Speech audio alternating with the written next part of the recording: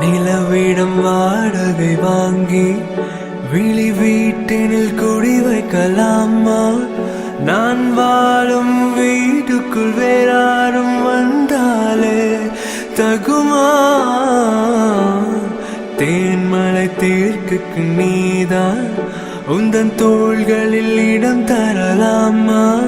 நான் சாயும் தோள் மேல் வேறாரும் சாய்ந்தாலே தகுமா? நீரும்